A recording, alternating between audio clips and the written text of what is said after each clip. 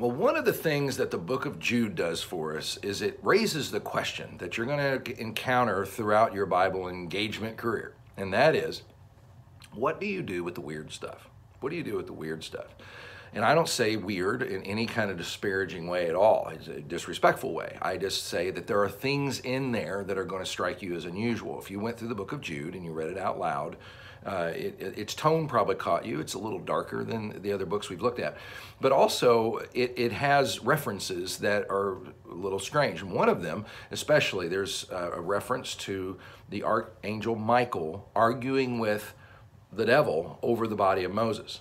Like, wow, okay. And if you're straining to think, do I remember hearing that story in the Bible? Well, the answer is no. I can give you a head start. It's not in there. It's actually taken, and there's another reference as well.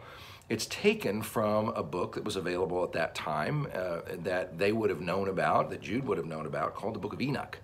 And the Book of Enoch has its own story, and I'm not going to chase any of that down. But the point is, it references a book that's not in the Bible and wasn't put in the Bible. And that all by itself is a weird thing. What do you do with that kind of stuff? And there's also references to Sodom. There's references to the Korah's rebellion and Cain and those things. They're in the Bible, but still, there's a few things. Now, I think there's a couple of principles, or 3 or 4, to remember when it comes to weird stuff.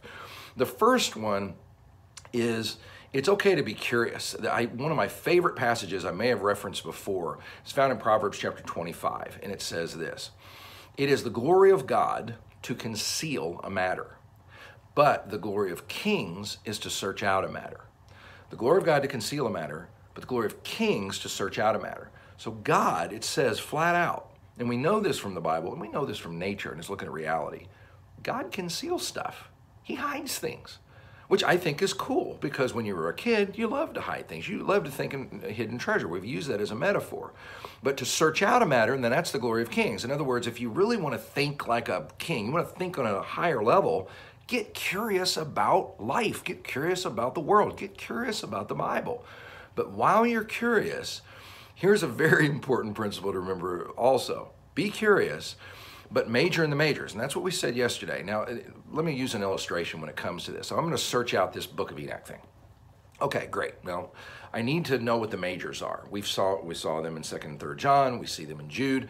If you regularly engage with the Bible, you're going to see that there are certain subjects that come up frequently. It's a part of the natural way of looking at life, and that's one of the beauties of Bible engagement. You get tuned in to what those major ideas are, so you can spot minor ideas. And just remember that. I heard one illustration where a guy said that think of the Christian faith as almost like a web in a way, where at the center there's this weight-bearing portion, and everything's real tight here, and there's a few key little strands that are made here, but then out on the edges, there's a lot more strands, but it's not the load-bearing part, and if you take out one of these strands, the whole thing's not going to collapse in the middle.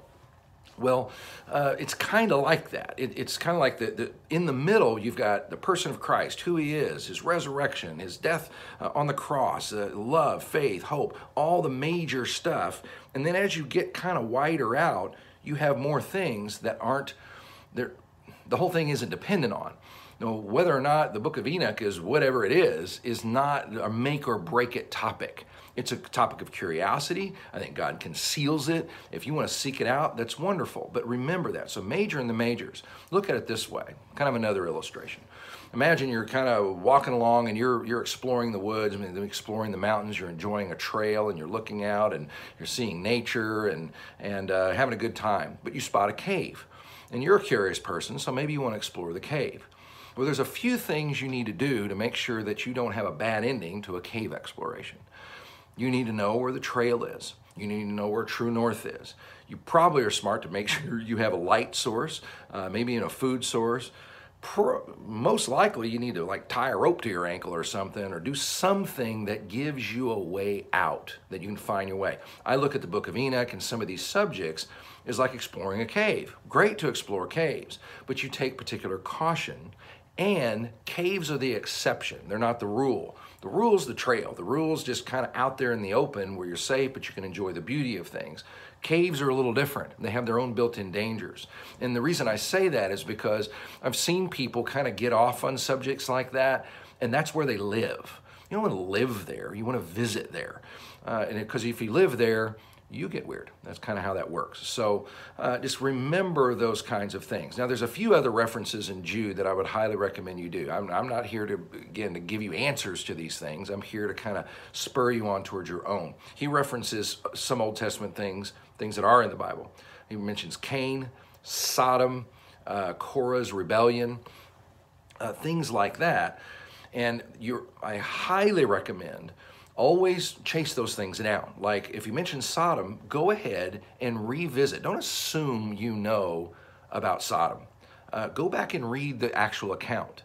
And whatever you do, don't assume you know based upon what you sort of remember from the past in Sunday school or something and what popular culture says about Sodom in the church or outside the church. Go back and read the original story. You'd be surprised at the details you see.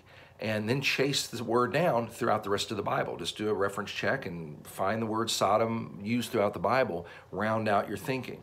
That Korah's rebellion thing too. It's a story in Numbers. Go back, read the story, and learn what it's all about.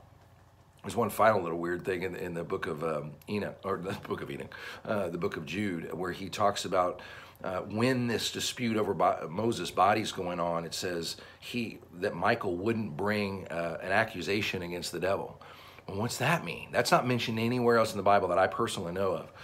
What does that even mean? How does that work? Well, that's another thing. Because it's an exception, it's a cave.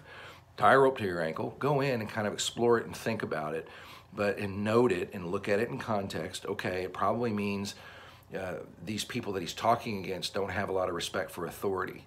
And ever since I saw that, I get a little nervous when people even call the devil names and things. I think that's kind of a reference to that. But again, it's not like it's a core part of my theology. It's just one of those things I have in the back of my mind. So, and give yourself permission to do that. Just, okay, this stuff out here is kind of on the edges. It's interesting, it's curious, but I'm tied back to the trail. I'm tied back to true north, and then I can go and I can be free to explore the other things as well. So hopefully you'll have a good time in the book of Jude looking up those things.